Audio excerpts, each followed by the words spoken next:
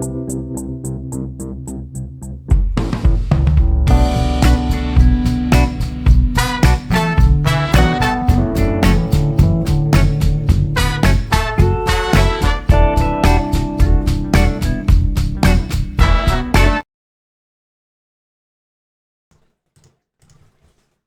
folks. So I've got a project I've been working on now for a long time. It's called the Fat Earth. I like to make fun of everything and, flat earthers with all their conspiracy nonsense. So I like to make fun of things, and that's where the code name came from. I'll just say right off that it's actually a serious sounding headphone, so I'd really prefer to have a better name for it. I don't know. Maybe people can comment on that. In any case, this is what it is. Fat Earth comes from the part where it's got a fat mid shelf, and so low mids and high bass, and it sounds fat, as in PHAT. Right on. So I have a review I did of this. I've been working on this now for like 3 months, and over the last day I finally was able to match the left and the right sides of this particular headphone, which is, oh God, man. Just straight up, Let's Sure, would you please glue the drivers into the shells with no air leaks? I think what's going on is basically that they can pull that off because of the tuning, and it doesn't have a huge difference left to right in bass. But when I do my stuff on it, it does, so it sucks. But, so what we see here is fairly modified S12 shell. That's what I got to work with. Metrics on this tuning had to be nothing in the bore. A massive open vent there. You can see the driver right on the other side of that, and I mean massive.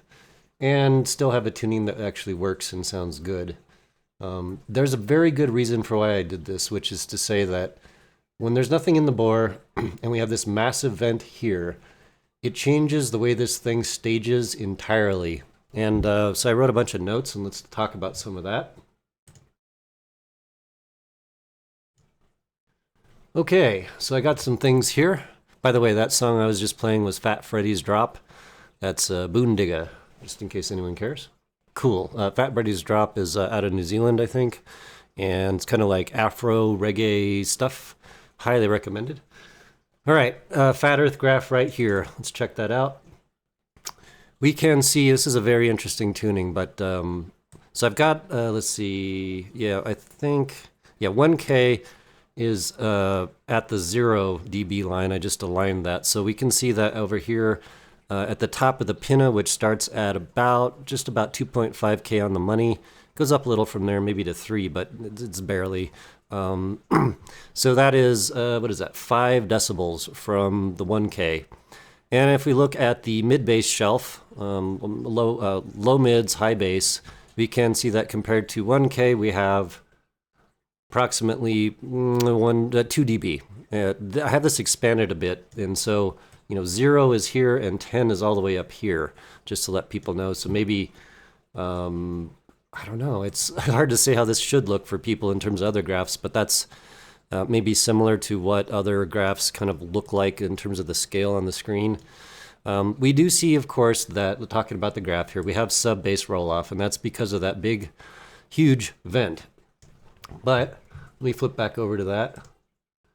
If we look at, there's a damper on that, and that's a very specific damper, and it basically gives it subs and bass, and it doesn't vent them out enough to where you have none of them. It's just enough to hear right through the shell and give you a nice bass shelf, nice organic, meaty bass shelf.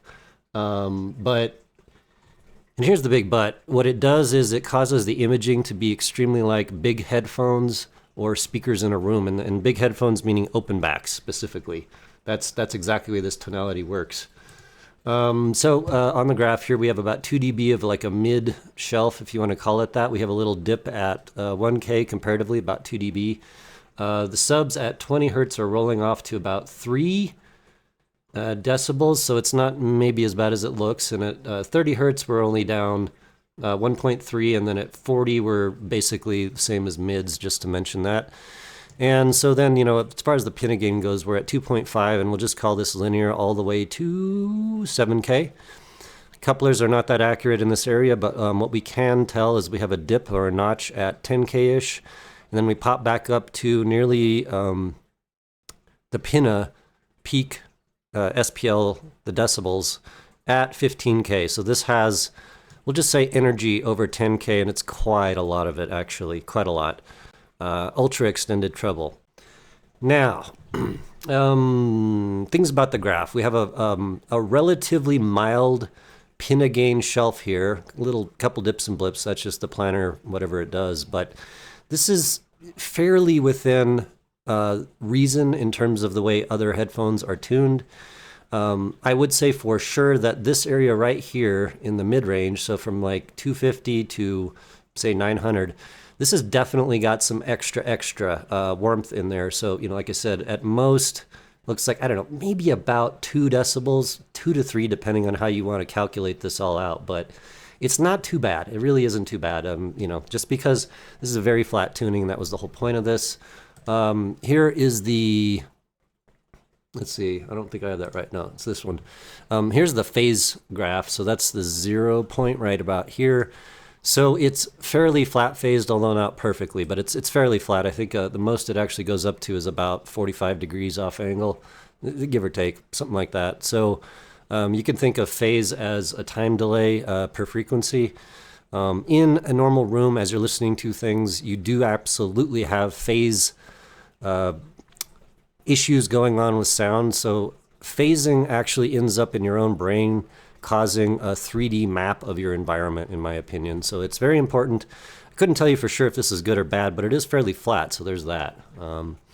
And so overall, you might look at this and go like, and that's pretty much how this graph works for me, is a big I would say that I tuned this entirely by ear and then graphed it and then adjusted a little bit here and there, but what we end up with is a very, very organic, ultra wide, deep, spacious, immersive tuning on this. And so I made notes, and let's talk about those real quick. Or maybe not that quick, because I made a lot of notes. All right, Fat Earth. Code name Fat Earth. 14.8 millimeter planner. It's in the S12, obviously. 16 ohm impedance. Because there's nothing in the bore, no foams, no tuning crap, it's actually reasonably sensitive. You can run it off a phone, no problem, and you can get it plenty loud, plenty of bass. It does scale very, very well on a better device, a bigger desktop amp. You get more mojo, a more open tonality, but it works fantastically on a phone, which really makes me happy. Overall sound, let's just go over that. Bass, thick booty, and we're talking about, you know, down here. So it's not super thick, but what it isn't is it's not V'd out and it's not dipped out like almost every other headphone on the market. So it does come out a little thick. Depending on the track, of course, and this is really important to say this directly, that a lot of folks, I've showed a few folks this graph and they're like, yeah, I don't know, man. And that's really how this works for most folks. So look at this, go, no, it's you know, bloaty, something like that. It doesn't look like anything else. Weird, I don't like it. And I get that, but the thing about this headphone is it's unlike anything else. It's not supposed to sound like anything else. The graph is supposed to, well, not the graph, but the tuning is supposed to sound like an over-the-ear, open-back headphone, and it sounds like that for reals. Took me forever to get this all worked out. Anyway, thick booty, but not silicone enhanced. Haha. Yeah, so silicone enhanced to me means a big fat, like 40 to 20 hertz rise. And I'll say this much, that I actually thought about this. I've got other sets with plenty of that. And what ends up happening is it creates a more closed-in stage for myself. I don't know exactly why that is. I really don't, but it does. So by removing a little bit of the subs, well, I don't know about removing, but by making them like relatively equal to, say, like the mids around 1K, that really causes an open, huge, spacious, immersive tonality. Also, subs don't sound rolled off at all on this, and you might think they would based on that, you know, 3 decibel down slope at 20 hertz. But what's happening on this is that because of this massive vent on the front, I'll just flip over to that. Because of this massive vent there, the subs are being pumped into your outer ear cup. So if I plugged that, which I should have done a graph, but there's obviously a lot more subs than what the graph shows, but they're being pumped into your outer ear cup, much like a bone conduction driver. Not exactly, but if you get a track with a lot of low end and you turn up the volume, you absolutely do get a tactile, like vibraty effect in your ear, and it's very, very interesting. And then another buddy of mine who's tuning a headphone has this thing he talks about called ghost bass, which that fits this perfectly. It sounds to me like the bass is coming from the room, not the headphones. It's very interesting, very, very wide and spacious bass, but not like mono-focused and not in my head. It's like around me. It's really interesting and very intoxicating and immersive. I love it. So that's that. Go back over here. All right, so yeah, the bass sounds like it's not even coming from the IEM. Sounds more like it's in the room, ghost bass. Let's move on to mids. Mids are delicious, but not too thick or thin. They're just right. And so by that I mean pretty much like between 1K to, I don't know, 4K. Those are like maybe high mids, arguably. But vocals and everything sounds perfect, with an exception of when the track is mixed. I'm trying to put this into words, but when it's mixed with a thick low end, we'll just say that, dead obvious. Perhaps the people that mixed it didn't have a huge amount of subs or a lot of low end on their mixing setup, which does happen. Then this will sound a little thick on those type of tracks, but I believe when you have a very, very high-end mixed track with like a very high-end studio, the mids sound friggin' perfect. So a little give and take on that. A treble is extended to the moon, but not pushed over the pinna. So that's, I don't know, from 4K to maybe whatever you want to call it, 15. So like, give me a break, man. It's just all the treble you would ever need. And quite honestly, if a track has like a lot of high treble, which I'll get into that, it's possibly too much. It's mostly because mixing on dynamic driver studio monitors doesn't do this type of extension above 10K. It just doesn't. So it can be a thing, but like I said, it scales with track. Ultra treble is a big whoa. Yeah, all tracks or most tracks have a massive air factor.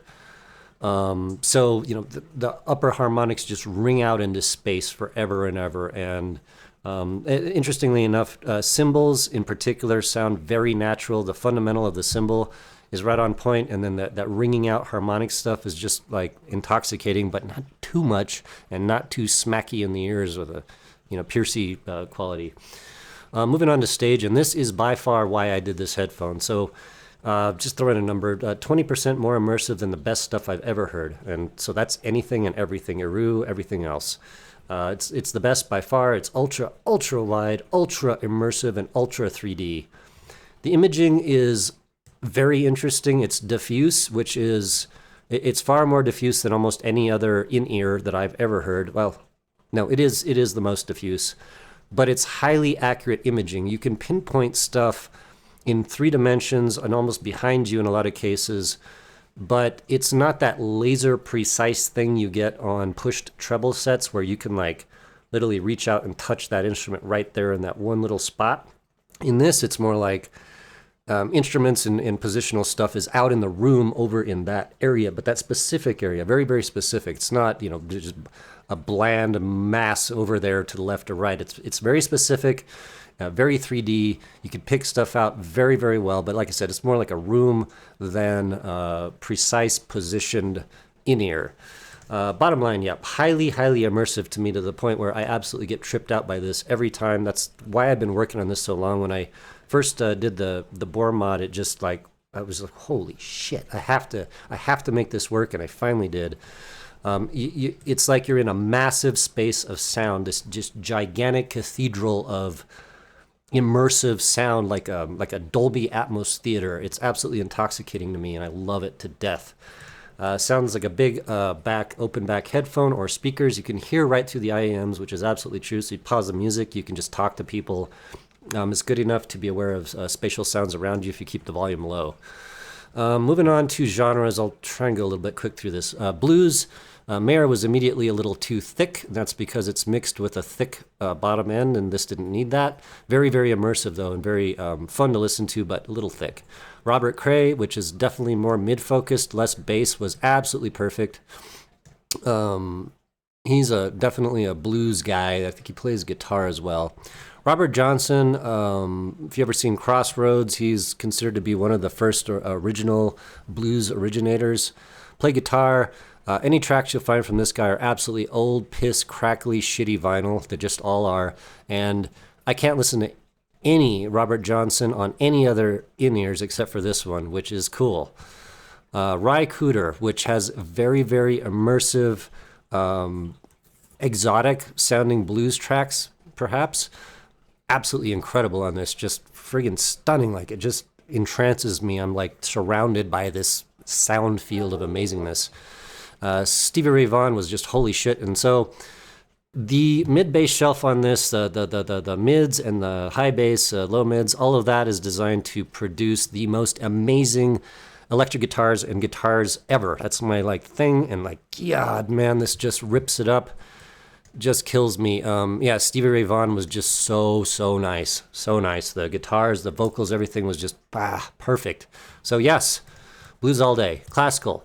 Let's just say pass but decent. Tenenbaum Studios, classical guitarist, mostly perfect, a little bit thick. Rodrigo y Gabriela was amazing. And they do like taps and percussive things on their classical guitars. Absolutely amazing. Those like percussives, you can like whack, like tap your ear type of stuff. On the other hand, piano stuff can be a little bit rough, a little too thick. Not always, but sometimes. Again, depending on just the mixing style of the track. That's how close I'm trying to get this to neutral, but fun. Yeah. Yeah, depends on how warm the recording is. Live stuff was absolutely phenomenal for the most part. It's mostly that stuff, like it's being live. It doesn't have a pushed low end, so this just kills it. Upper treble and treble really let acoustic instruments. Anything like choral stuff, anything in an open venue, just, man, just incredible. Nice resonant bass elements to acoustic drums. Yeah, that ghost bass comes into effect here. Let's say you have a classical arrangement in a venue, and they got some of the, what are those, like the timpani drums? I'm trying to remember, but those things just have this really nice, deep, resonant quality that it comes out of nowhere almost. It's interesting. I just love it. So for classical, I'm going to pass, but it's decent, mostly just because there was enough tracks that were a little too thick. And some that were just amazing, but few too thick. So that's not its best move here.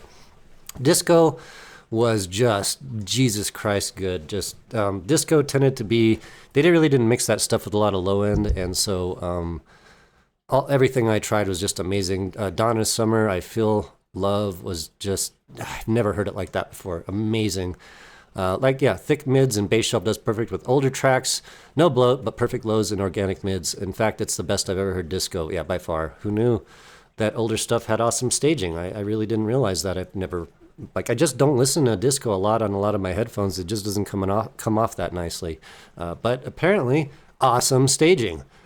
So, best for disco ever, and I mean ever. Electronica is just, yeah, I died. All the immersion, all the bass, all the details. The stage is like 15 out of 10. I just mean that it's just way over the top awesome. There's a track on YouTube. Go look it up. Rain by Breakage. That's one of my sub bass test tracks. Proper subs, feels wobbly, and although if I play that on my SVS 13-inch subwoofer, it just about blows my head off. But it's got all the subs you want. The track feels good. It's got the right mojo. Killer. 53 Thieves, I showed off a track in my last video. That just, oh, dude. This is one of the things I tuned this for, is because like they got this really low synth sweepy stuff that it's panned hard left, right. Just, oh, it's so fun. It just makes me just, I can't help but just love it to death. And like, if I play this stuff, I could be just walking down the road, I'm going to start dancing, man. It's just like, wow. Best ever for electronica. Yeah, conclusion, more and more. Jazz was very, very good. Hodges sounded fantastic. Super nice steel string acoustic guitar tones with that like edge, the textures on the steel strings were just super cool. Charlie Parker's old vinyl Horrible recording sounded fantastic on this due to that nice low shelf there. Even the vocals were amazing on Charlie Parker. Thick booty helps this genre for sure. The older the tracks, the less bloaty bass that they tuned into the track, the more Fat Earth separates itself from other tunings and other headphones for sure. That's a special thing. Chris Body, too thick on the vocals, no good. Dave Brubeck, absolutely amazing, killed it, near perfect. Bass perfectly balanced with treble and ultra treble. David Sanborn, sax, amazing. Eric Marenthal, saxophonist, go look up amazing saxophone solo on YouTube. Seriously, it's one of my test tracks and it's amazing. Very, very immersive. It's a live, small jazz, like, I don't know, trio. There's a few instruments in there, but maybe like a 4 or 5 piece, but just, God damn it, man, that was good. The sax, the textures, just about made me cry. The side instruments on that track are just so immersive, and just that's how this headphone is the most immersive thing ever. Herbie Hancock, Van Melter. That's an old jazz standby.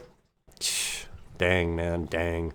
And that's how that track should sound. Just more immersive than I've ever heard it be before. Excellent with a few rough edges. Conclusion. And yes, jazz is a go. I tuned this for metal and to kill metal dead, and it does. Thick mids and bass shelf mean metal. All metal sounds amazing. Distorted guitars, electric guitars, they sound massive, organic, just brutally massive the way they should sound, also organic, and perfect amount of grindy high end for those guitars to just rip your head off, so to speak. A few metal tracks do have hot cymbals, mostly. Cymbals are not the focus on metal stuff in general, and so sometimes, especially if they're mixing on studio monitors with not a whole lot of high end, they get hot. So, it's a thing. But yes, one of the best metal sets I've ever heard, and I love it. R&B was just, whoo, baby. Beastie Boys just friggin' lit me up, man. Lighten Up off Check Your Head is stupidly 3D and immersive, like I'm right at a show. Corian Bailey Ray, vocals very seductive, edging on warm. That also applies to Sade, just to mention, but also very nice. Cypress Hill, I haven't heard Cypress Hill this good in a long time, probably since it came out back in the days on the old boombox systems that we used to use, which were, well, a lot of mid-bass, shall we say. Bass was excellent. Madonna Human Nature was freaking amazing. 3D immersive. Yeah, I gotta stop saying that. Seriously, listen to bedtime stories from front to back on this, and I just trip and freak out on it. 15 out of 10, just meaning it's just the best. So, oh yeah, and Michael Jackson, Lady in My Life, holy shit. Just a big holy shit. I've never heard it like this before. Hard to put into words how good it sounds, so maybe that tells you something. Conclusion, anywhere, anytime. This is made for R&B. Reggae. I love my reggae, and so yeah, I made this kill it on reggae. The older the track, I just absolutely adore old 70s and early 80s reggae. Stuff was recorded on analog, and it's just, this thing just kills it perfectly. It's not the most, bombastic, bassy tuning ever, but it's got just the right amount, and that ghost bass really, really gives me a good 3D air of like bass around me. Just, Fat Earth is smoking blunts, baby. Hell yeah. So any time for reggae. Rock, similar to metal, perfect, stunning, and brave. Big, meaty guitars, wide, immersive, and everything. Just, everything was fantastic. Rock, yeah, I'll headbang to rock any day on this thing. Soundtrack's best over. That's the immersive quality, 20 out of 10. Just, this is probably one of its best metrics, best genres. It is so immersive that soundtracks are like you're in a friggin' Dolby theater. Like, it's very much like that. Stuff is all around your head, everywhere, up, down, left, right. So deep, so deep and immersive. Beats all other headphones for OSTs and movie-style tracks. Vaporwave also has a lot of those type of effects, sweeps, bleeps, blops, just everything and anything and everything. And there were certain tracks that had like, some Vaporwave has the most insane extension, ultra extension, so those were a little bit hot. But overall, Vaporwave, there's nothing like this, man. There ain't nothing better I've ever heard. It's just incredibly awesome and intoxicating. And Vintage and Loud, mostly amazing. Some vocals a little bit thick. Buena Vista Social Club, they have different recordings. Some were a little thick, some were perfect. Immersion makes up for all of it, in my opinion. Most of the other stuff I tried sounded perfect. It does matter how much meat they packed into the vocals on this set, very, very much. It just is what it is because of the meaty mid shelf and bass. If they did put some meat in the vocals, it's probably too much. If they just left vocals like as they come out of their mouth, then it's probably perfect. So final thoughts. For most of my genres, Fat Earth wins and is by far the most 3D immersive Dolby Atmos type sound I've ever heard out of anything. 2mm front vent makes this possible, and I leaned into the driver's ability to do low mids and mid bass without bloating. All of that's absolutely true. Makes for a very, very unique replay, and I dare say better than most other headphones, most other IEMs, sorry, not headphones, IEMs. Staging is definitely better than the best of the best, and so that's the immersive 3D quality. Nothing comes close other than open back headphones and speakers. The planner driver can hit 16K with enough energy to make me twitch on some test tracks, that's what I want. That's enough extension to do anything I'd ever want. Also, I'm 48, so that's got to say something. I mean, something. Stupid levels of extension and super treble. So I need a new name. Give me some comments, and I got to go walk my dogs. They're pissed off that I haven't done that this morning. I did this and tuned it for 7 hours yesterday because the stupid left-to-right matching was killing me on one set because air leaks. So you can't buy this, and I intend to make it at some point very soon, and sorry about that, but have a great day.